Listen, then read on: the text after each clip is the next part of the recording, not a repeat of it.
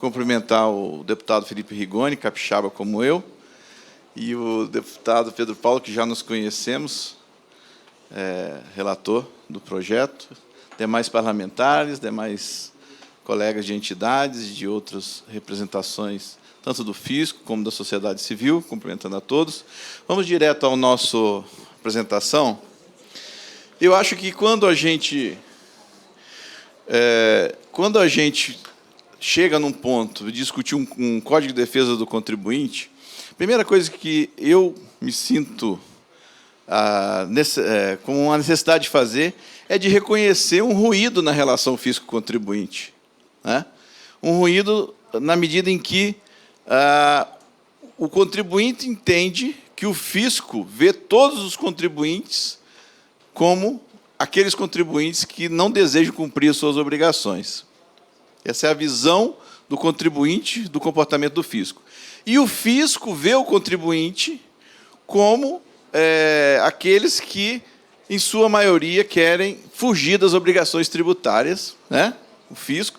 E, aliás, e o contribuinte vê o fisco como todos aqueles que querem abusar do seu poder ou ver o contribuinte como esse sonegador. Então, há um ruído nessa relação e a gente precisa mudar isso. E aí a pirâmide de conformidade, né, que coloca uma separação, né? A gente tem que precisar separar esses grupos. Entre os contribuintes, nós temos aqueles que cumprem, que estão na base de uma pirâmide, os que tentam cumprir, que estão no degrau acima de uma pirâmide, os que não cumprem e os que estão decididos a não cumprir, né? Para cada uma dessas camadas, e esse decidido a não cumprir está no topo da pirâmide, justamente porque é um número menor, sinaliza nesse sentido a ideia dessa pirâmide. Para os que cumprem, nós temos que simplificar e facilitar. Para os que tentam cumprir, e por algum motivo não conseguem ou não compreendem, nós temos que instruir e auxiliar. Para os que não cumprem, adotar alguma medida punitiva. E para os que estão decididos a não cumprir, e intencionalmente não cumprem, nós temos que aplicar a força mais rigorosa da lei, né? Então, assim, primeiro nós temos que separar. O que a gente entende que está acontecendo com o PLP é da mesma maneira que nós temos um problema hoje, talvez o fisco, há que se fazer essa meia-culpa de que ele enxerga com maior amplitude aqueles que não cumprem, mas também nós não podemos inverter. E parece que o projeto ele tenha uma visão de inverter, de ver todo o fisco, de tudo que o fisco faz, ser nocivo, não ver a importância do trabalho do fisco para a sociedade, né? O projeto, ele tem, talvez, essa boa intenção, talvez não, com certeza, essa boa intenção de afastar esse ruído, mas acaba indo para o extremo oposto, de tirando poderes do fisco e colocando o fisco numa situação em que não vai cumprir aquilo que a sociedade deseja. Então, além disso, bom objetivo do projeto trouxe em si algumas coisas bem ruins para a sociedade. Por exemplo, a revogação do artigo 193 do CTN, que permite que aqueles devedores do fisco contratem com a Fazenda Pública, com o poder público, né? Eu vou apontar algumas coisas aqui na velocidade. Agora, o que eu quero trazer aqui, eu vou procurar aqui abordar pontos que eu já vi que outros colegas não abordam, né? Justamente para não me tornar repetitivo. O que a gente tem visto, deputado Felipe Rigoni, deputado Pedro Paulo, é que há um desejo do Brasil e uma caminhada para fazer parte da OCDE. Isso nós temos visto, né? Outro dia nós vimos uma delegação brasileira indo lá, o ministro Paulo Guedes falando nisso. Acontece, deputado, que esse projeto, em muitas partes, caminha no sentido contrário. E esse projeto, da forma como está, nos afasta do caminho de ser da OCDE. Por quê? A OCDE tem um documento chamado, em português, né, na tradução livre, Combatendo o Crime Tributário, 2 pontos. Os 10 princípios globais. A referência está aqui embaixo para quem quiser. E eu selecionei, rapidamente, desses 10 princípios, pelo menos 3 em que o projeto vai contra.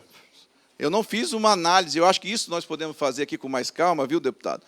Ver esses documentos da OCDE, em que medida que o projeto acaba indo contra a caminhada do Brasil em direção à OCDE, como do desejo do governo e de muitos parlamentares e muitos setores da sociedade civil. Por exemplo, princípio 3 diz que nós devemos ter adequados poderes investigativos para combater o crime tributário.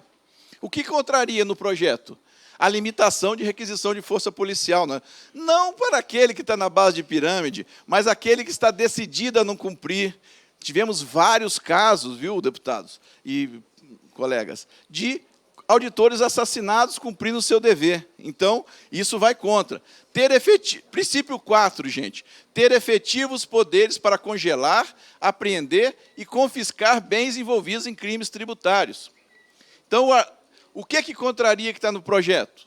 Artigo 25, inciso 2º, diz lá, impossibilidade de suspensão ou cancelamento de inscrição do contribuinte. Esse é um dos poderes que a Fazenda tem hoje, que o projeto quer tirar.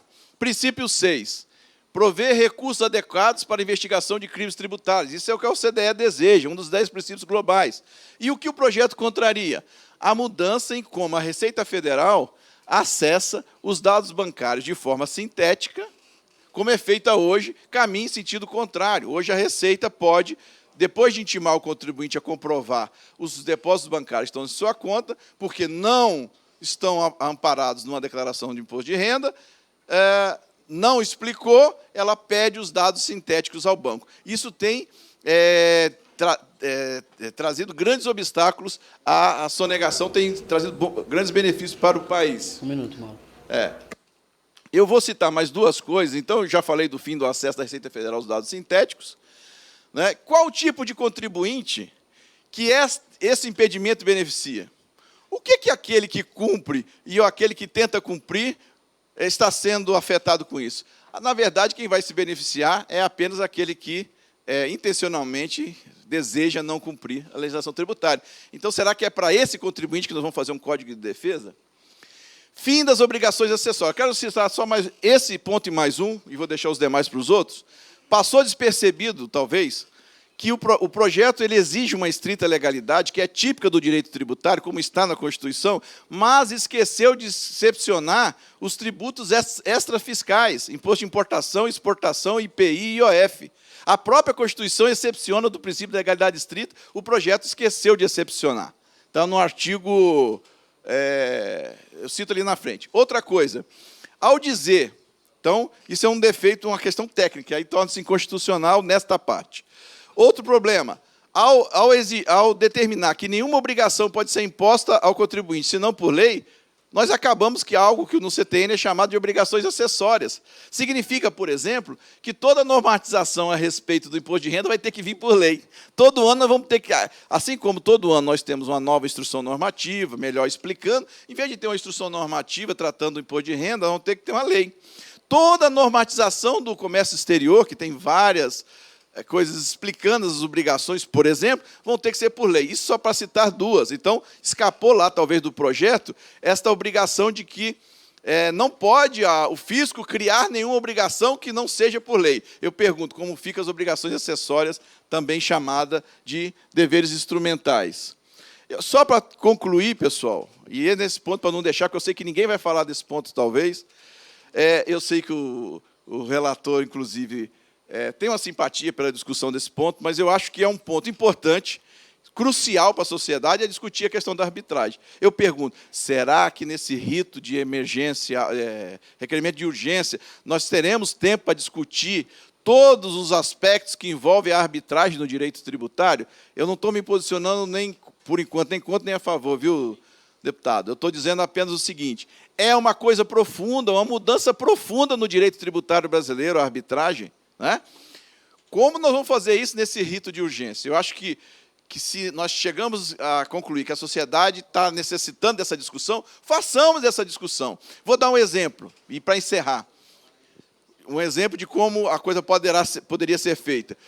O Senado Federal, junto com o Poder Judiciário, criaram uma comissão de juristas para discutir o processo administrativo e judicial tributário, que teve um prazo de 180 dias e que vai ter alguma prorrogação, uma ampla discussão sobre o processo administrativo tributário e judicial tributário.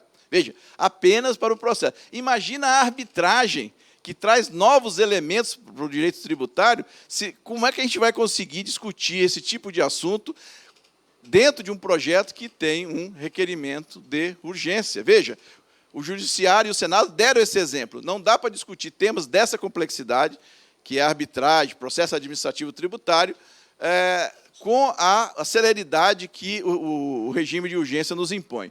Há outras coisas que eu gostaria de apresentar, mas eu tenho certeza que os demais colegas, vou, então, encerrar por aqui, que os demais colegas irão abordar, tá? Então, deixo aí essas breves contribuições, já mandamos algumas contribuições direto para o relator, tenho certeza que ele irá aperfeiçoar o projeto, e considerar que algumas questões não são compatíveis, talvez várias, ou talvez todo o projeto não são compatíveis com esse regime de urgência. Talvez a gente tenha que trabalhar em outra direção e rever muito dos conteúdos que estão nesse projeto. Agradeço demais e peço desculpas pelo ultrapassar o tempo.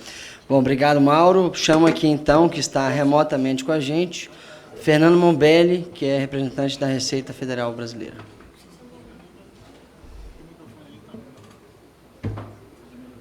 Muito boa tarde, deputado Rigoni, deputado Pedro Paulo, em nome dos quais